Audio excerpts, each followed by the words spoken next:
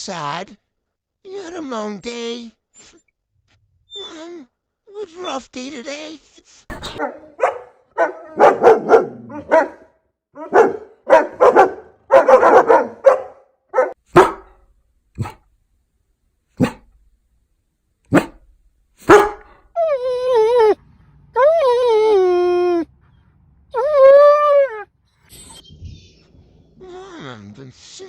What? You hungry?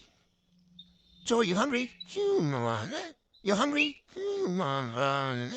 Tell me if you're hungry.